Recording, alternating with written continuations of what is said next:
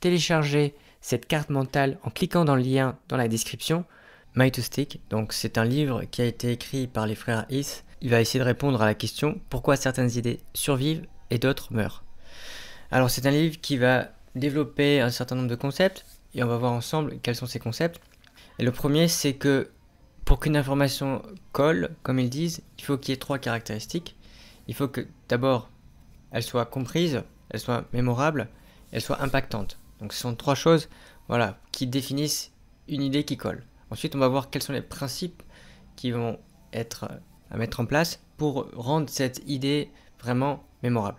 Le livre ne donne pas de formule magique, il va vous donner quelques éléments qui vont vous permettre d'améliorer votre communication et d'améliorer la manière dont les gens perçoivent votre message. Donc ce n'est pas un livre qui va vous assurer à 100% que ce que vous dites sera retenu et compris, mais en tout cas, si vous respectez les 6 points qu'on va voir tout de suite, vous allez grandement améliorer la qualité de votre communication. Alors, une chose qui est importante aussi, c'est avoir à l'esprit que il y a souvent chez les gens qui sont un peu experts, les gens qui ont un niveau assez avancé, il y a ce qu'on appelle la malédiction de la connaissance. Alors la malédiction de la connaissance, c'est tout simplement d'avoir un langage, d'avoir une manière de parler qui ne s'adapte pas à votre audience. Parce que vous supposez, ou vous avez tellement à l'esprit que les gens comprennent ce que vous dites, que vous ne rappelez pas les bases et que vous omettez un certain nombre de points qui empêchent en fait à votre audience de comprendre ce que vous dites. Donc ça peut être d'employer un jargon qui est compliqué, ça peut être de développer une idée sans avoir au préalable rappelé les éléments importants de cette idée. Et donc souvent ça c'est très difficile pour quelqu'un de se faire comprendre et de se faire de captiver l'intention parce que les gens finalement vont s'ennuyer et vont arrêter d'écouter et vont tout simplement passer à autre chose. Voilà. Donc pour pouvoir améliorer votre communication à ce niveau-là, il va falloir que vous soyez plus empathique et que vous essayez vraiment de comprendre ce qu'il y a dans la tête de vos lecteurs, des gens qui écoutent ce que vous dites ou qui regardent ce que vous faites. Alors, tout de suite, on a les 6 principes qui sont importants, qui sont détaillés dans le bouquin. Donc, ces 6 principes en anglais forment l'acronyme SUCCESS, qui est un acronyme assez mémorable pour le coup. Et en français, c'est moins mémorable parce que c'est l'acronyme SICH, donc S-I-2-C-E-H. On aurait pu le former dans un autre sens, mais je vais garder le sens tel qu'il est présenté dans le bouquin. Donc le premier point, donc c'est le S de simplicité. Donc la question que vous allez devoir vous poser, c'est quel est le noyau essentiel de l'idée que vous voulez véhiculer. Alors pour ça, on va prendre un exemple. Imaginons que vous êtes une société et que vous vendiez une boisson qui est destinée aux gens qui veulent perdre du poids. Et donc, vous allez communiquer un message très simple et ça pourrait être, par exemple, buvez et perdez du poids. Donc, buvez, sous-entendu, buvez notre boisson et perdez du poids. Donc, ce qu'il faut savoir, c'est que les idées simples collent naturellement alors que les idées compliquées ont du mal à rester. Voilà, c'est pour ça qu'il faut simplifier autant que possible votre message. Alors, l'idée, c'est que les gens puissent saisir l'essentiel. Et pour cela, vous allez devoir faire appel à un phénomène de priorisation. Et donc, dans le bouquin, on nous parle de la pyramide inversée qu'utilisent les journalistes, qui consiste, dans un premier temps, à parler des choses les plus importantes, des choses capitales. Ensuite, vous allez aborder les choses essentielles. Ensuite, vous allez parler de choses importantes. Et ensuite, vous allez aborder des informations complémentaires. Donc, toujours respecter cette hiérarchie des informations, du plus important au moins important. Vous pouvez aussi faire appel à des schémas, parce que les schémas sont par définition visuels, et comme vous le savez, une image vaut 1000 mots, donc il faut autant que possible aider à ce que l'information soit facilement assimilable par les gens qui la consomment. Et vous pouvez aussi employer des analogies, donc les analogies, ça c'est quand même quelque chose d'assez ancien, parce que si vous écoutez, si vous lisez les livres des traditions religieuses, les analogies sont très fréquentes parce que ça permet finalement de visualiser une chose et de très facilement propager un message en utilisant une seule et même image. Voilà. Alors un élément important à ce niveau-là, c'est le concept d'intention du commandant. Donc l'intention du commandant, c'est surtout applicable pour les grands groupes, pour les sociétés avec plusieurs centaines, voire des milliers d'employés. Et l'idée, c'est d'avoir une idée clé qui va en fait induire un certain nombre de comportements, qui va être facilement assimiler, mais surtout qui va permettre aux gens qui travaillent pour vous de prendre des décisions rapidement. Donc par exemple, dans le bouquin, on nous parle de la société Disney, et notamment des parcs Disney. Et le terme qui est employé pour qualifier le personnel qui travaille dans les parcs, c'est en fait membre du casting. Donc ce sont des gens, quand vous employez ce mot-là, c'est des gens qui vont comprendre instinctivement qu'ils ont un rôle de mise en scène qui est permanent et qui doit en aucun cas sortir de ce rôle.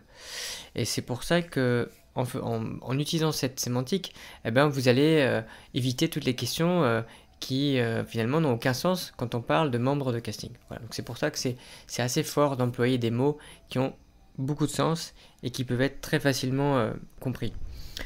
On nous parle aussi d'un autre exemple qui est celui d'une compagnie aérienne américaine et qui se définissait comme la compagnie la moins chère du marché. Voilà.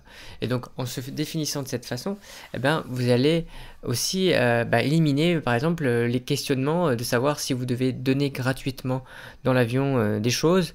En l'occurrence non, parce que si vous êtes la moins chère, il faut à tout prix économiser de l'argent là où vous pouvez, et donc vous n'allez pas proposer des objets, des boissons gratuites pour vos passagers. Alors ensuite, on a la deuxième lettre qui est le I, et qui est le I de inattendu. Et donc la question que vous devez vous poser, c'est est-ce que l'idée attire l'attention des gens? Donc pour suivre l'exemple qu'on avait pris de la boisson, vous pouvez utiliser une phrase assez mémorable qui est par exemple de dire qu'une dame a perdu 20 kilos en l'espace de 2 mois grâce à notre boisson. C'est assez simple, mais vous avancez quelque chose d'assez fort. Et donc ça va donner envie aux gens d'en savoir plus. Le but du I, c'est vraiment d'attirer l'attention pour que les gens restent intéressés et continuent la lecture. Il est important de faire appel à l'émotion parce que sans l'émotion, il est difficile de solliciter la rationalité. L'émotion va être là pour attirer la personne et ensuite, quand la personne sera captivée, elle va pouvoir faire appel à sa raison et lire avec plus d'attention ou écouter plus attentivement votre message. Et donc, les 3 étapes pour créer quelque chose d'inattendu, c'est d'abord principalement identifier votre message principal. Il faut le présenter d'une manière qui soit contre-intuitive, à laquelle les gens s'attendent en fait. D'habitude, si vous avez, par exemple, vous avez dans votre secteur des gens qui communiquent d'une certaine façon, c'est bien de communiquer d'une façon différente, de faire appel à des éléments nouveaux dans votre communication. Et ensuite, vous avez la possibilité d'introduire un élément de mystère et ça pourra vous aider à captiver votre audience et surtout de la tenir en haleine. Donc, ce qu'il faut faire tout simplement, c'est de casser la routine, casser les habitudes qui existent dans la communication de votre produit habituellement, enfin si c'est un produit ou si c'est simplement une idée que vous voulez diffuser. Et c'est d'utiliser des impressions peu communes. Voilà, c'est ce que je disais, c'est d'avoir un format qui soit différent, d'avoir une approche qui soit différente. Ensuite, on a le C de concret. Donc la question que vous devez vous poser, c'est est-ce que cette idée est claire et est-ce qu'elle n'est pas abstraite? Et pour poursuivre avec cet exemple de cette personne qui veut perdre du poids, on peut se dire qu'on va montrer la photo des vêtements de cette personne avant qu'elle ait commencé le régime et vous allez mettre ensuite les photos après son régime. Voilà, donc ces 2 choses-là vont être très concrètes, tangibles. Et ça va permettre aussi de vous donner plus de force, donner plus de force à votre message. Donc une chose importante, c'est que plus il est facile de se rapporter à quelque chose, plus on le comprend et on le mémorise. Donc l'idée, c'est qu'il y ait la possibilité de rendre la chose tangible, tactile, de faire appel à l'expérience de la personne. Donc il faut que vous fassiez appel au sens potentiellement et à l'expérience ou au vécu de vos lecteurs. Donc ici, c'est de rendre la chose compréhensible et mémorable.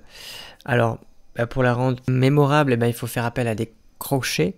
Ce qu'ils appellent les crochets, des choses, par exemple des phrases d'accroche qui sont familières, des phrases qu'utilisent les gens qui vous lisent ou qui vous écoutent. Vous pouvez utiliser des choses concrètes, des éléments visuels, faire appel à l'expérience des gens en rappelant des choses qu'ils connaissent. ou voilà, faire appel à des schémas, des choses qui peuvent retenir visuellement leur attention. Là aussi, il faut éviter la malédiction de la connaissance et ne pas utiliser un langage qui soit trop pompeux, trop technique, qui soit tout simplement simple et compréhensible par les gens que vous connaissez ou les gens qui vont vous lire. Et donc ça implique de faire preuve d'empathie et d'être vraiment à l'écoute de ce que les gens disent et comment ils s'expriment. Essayez d'utiliser le même langage que vos lecteurs. Ensuite, on a un deuxième C, donc le C de crédible. La question que vous devez vous poser, c'est est-ce que les gens vont croire cette idée? Et donc, pour illustrer cette partie, on va toujours prendre l'exemple de la boisson pour maigrir. Eh bien, vous allez là, au lieu de mettre en évidence le pantalon de la personne qui a maigri, eh bien, vous allez mettre la photo de la personne physiquement. Voilà, on va visualiser la personne avant et après sa transformation. Il y a 6 éléments qui vont vous aider à rendre un message crédible. Le premier, c'est assez traditionnel, hein, c'est l'autorité. Vous pouvez faire appel à des experts, vous pouvez faire appel à des gens qui sont renommés, reconnus dans leur domaine. Donc c'est le cas par exemple des sportifs qu'on va utiliser pour vendre par exemple des produits liés au sport, hein, les vêtements ou liés à la nutrition. On peut aussi faire appel à des médecins pour parler des bénéfices d'un médicament ou parler des bénéfices d'une boisson. Vous pouvez faire appel à un certain nombre de personnes qui ont une réputation favorable dans le secteur qui vous intéresse pour pouvoir vous aider. Donc l'autorité est importante. Ensuite, il y a l'anti-autorité. Ça, c'est par exemple que vous allez prendre des gens qui ont subi les conséquences néfastes de la non-utilisation de votre produit. Par exemple, si vous faites une campagne pour inciter les gens à fumer, ou à arrêter de fumer plutôt, vous allez montrer les gens qui ont fumé, dans quelle situation ils sont et comment ça a impacté leur vie négativement. Voilà, donc ça c'est une anti-autorité qui est aussi efficace, hein, parce que le biais de négativité est aussi très fort, hein, pour passer à l'action. C'est important d'être très détaillé dans votre explication parce que ça va donner plus de poids à votre argumentaire. Vous allez pouvoir donner des éléments statistiques, des chiffres, des choses assez quantifiées pour pouvoir donner du corps à votre récit. Donc ça c'est aussi quelque chose qui peut être utilisé pour rationaliser un comportement, rationaliser une action. Bon, il y a le principe de l'échelle humaine. Donc le principe de l'échelle humaine, c'est toujours quand vous donnez des exemples, quand vous parlez de votre idée, c'est toujours de la ramener à un contexte humain. Donc imaginons que vous vouliez vendre une voiture et que vous dites que la durée de vie du véhicule vous permet de faire la distance Terre-Lune. C'est un peu abstrait parce que les gens ne mesurent pas forcément concrètement cette distance, parce que la plupart d'entre eux ne vont jamais aller sur la Lune. C'est bien mieux d'utiliser un référentiel terrestre, un référentiel humain. Vous allez dire que la voiture va vous permettre de faire 100 fois le tour de votre pays, ça va vous permettre d'aller faire 100 000 heures de conduite ou des choses comme ça, par exemple. Là, c'est assez concret. Ensuite, il y a le test de Sinatra. Donc ça, c'est un test qui est lié à la phrase qu'il avait dite une fois, qui est « Si je réussis ici, je réussirai partout ». Donc ça veut dire que c'est bien d'avoir, même si vous n'avez pas d'expérience dans votre domaine, enfin le domaine sur lequel vous communiquez, si vous avez déjà des expériences positives dans d'autres domaines, ça va vous servir. Par exemple, si vous êtes pour le cas de la boisson, si vous êtes une société qui a une réputation dans le secteur, par exemple, des produits pour les sportifs, même si la boisson n'est pas liée à ça, vous allez pouvoir utiliser cette bonne expérience pour pouvoir donner plus d'arguments pour être crédible finalement dans votre approche. Et enfin, il y a l'expérience vérifiable. C'est tout simplement d'essayer de faire en sorte que les gens qui vous lisent peuvent faire l'expérience directement de ce que vous dites, soit en testant le produit, soit en voyant de manière concrète quelqu'un qu'ils connaissent qui a pu bénéficier des avantages que vous mettez en avant. Ce qui est bien ici dans cette étape, c'est finalement d'avoir la possibilité de tester votre message avec le plus de personnes, en tout cas avec le public que vous ciblez, parce que ça vous permet d'affiner finalement les mots, d'affiner un peu l'approche, l'angle sous lequel vous allez communiquer. Donc ça, c'est bien d'avoir la possibilité de tester votre message plusieurs fois avant de le diffuser. On a ensuite la 5e lettre qui est le E pour émotionnel.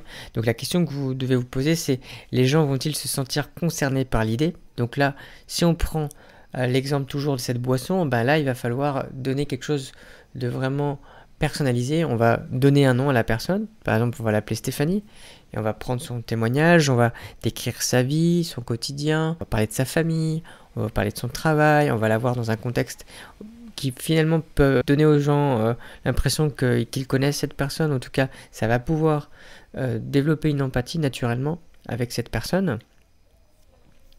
Donc là, une phrase intéressante qui explique ce phénomène, c'est que les gens feront pour une seule personne ce qu'ils ne feront pas pour plusieurs personnes. Donc ça, c'est une phrase de Mère Teresa. Il y a des études qui mettent en avant ce phénomène, c'est-à-dire que les gens auront tendance, par exemple, à donner plus d'argent pour des associations caritatives lorsque vous parlez d'un enfant, d'un individu, que vous racontez son histoire, plutôt que de parler d'un phénomène massif avec des chiffres, avec un groupe où l'ensemble des gens est indifférencié. Donc c'est toujours plus fort de parler de quelqu'un en particulier et d'avoir une connexion avec cette personne. Bon, il y a 4 éléments que vous pouvez utiliser pour créer du lien. Donc la première chose, c'est l'identité personnelle dont on a parlé, c'est-à-dire de créer un lien avec une personne réelle et dont on connaît vraiment les caractéristiques. Ensuite, vous avez l'intérêt personnel. C'est bien quand vous parlez de mettre vraiment en avant les bénéfices de la personne et ne pas parler de manière élogieuse de votre produit sans vraiment vous occuper, sans vraiment vous soucier de la personne qui vous lit. Il faut vraiment que vous pensiez à elle, vraiment, en quoi ce que vous dites va être bénéfique pour cette personne. Ensuite, il y a l'association.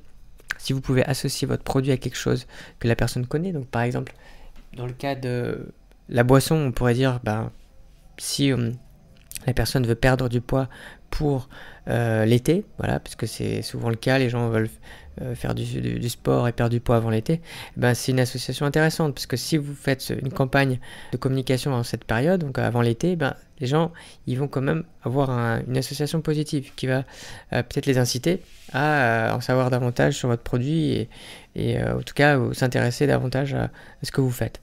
Alors les auteurs nous disent que finalement les gens ne veulent pas gravir une à une les marches de la pyramide de Maslow. Ils veulent en général assouvir tous leurs besoins simultanément.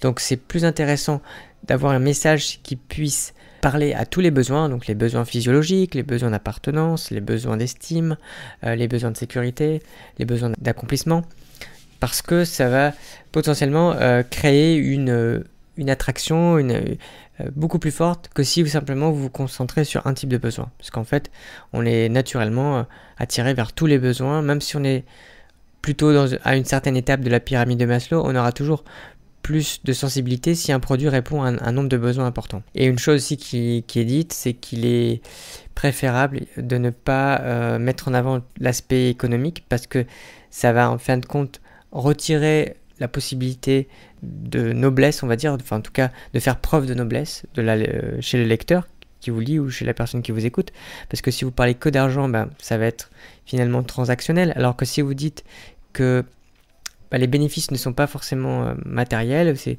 des bénéfices moraux, et là ça peut motiver davantage la personne à aller plus loin avec vous, parce qu'on est toujours plus motivé par quelque chose d'ordre éthique, enfin en tout cas pour vous donner un exemple, les gens qui font la guerre, qui sont victimes de la guerre, voilà, si on prend la Première Guerre mondiale, les gens qui sont partis mourir, ils sont pas partis mourir parce qu'ils allaient gagner de l'argent, ils auraient jamais donné leur vie pour de l'argent, mais ils sont partis pour préserver leur pays, pour leur patrie, pour protéger leur famille, donc ça c'est des ressorts psychologiques importants. Et enfin il y a la partie histoire, donc là c'est un peu ce qu'on a fait, hein. On a pris un exemple et on a parlé de Stéphanie. Ici, la question que vous devez vous poser, c'est est-ce que l'idée que vous voulez communiquer, est-ce qu'elle est inspirante? Est-ce que les gens vont agir en conséquence? Et donc, dans le cas de l'exemple de Stéphanie, donc de la boisson pour maigrir, c'est bien de détailler sa vie avant la transformation, de parler de ses problèmes, quels ont été les obstacles qu'elle a rencontrés et pourquoi jusqu'à ce qu'elle découvre la boisson, elle n'a pas pu maigrir. Ça c'est intéressant de voir ses difficultés.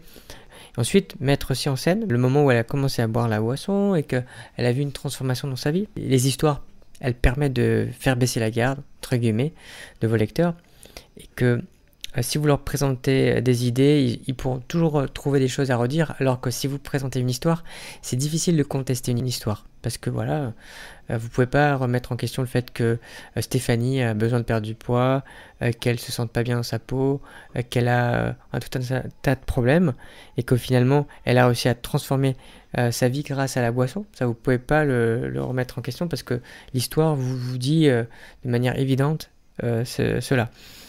Voilà, donc c'est pour ça aussi que l'histoire est importante. C'est que elle va au-delà de l'idée. C'est quelque chose qui rend finalement une démonstration irréfutable.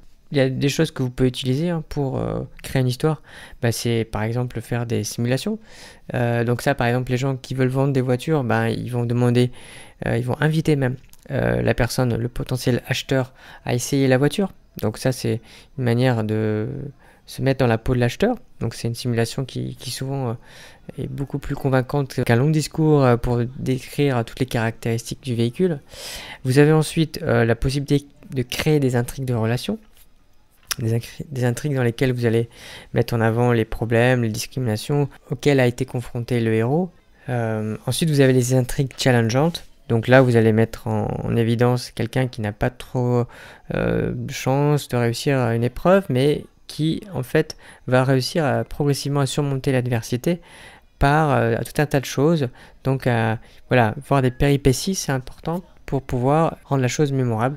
Vous avez aussi la possibilité de rendre votre intrigue créative, par exemple en montrant comment le héros a pu faire preuve d'ingéniosité et d'intelligence pour dépasser les défis qu'il avait devant lui. Vous pouvez, comme d'habitude, télécharger cette carte mentale en cliquant dans le lien dans la description. Passez une bonne soirée et à bientôt.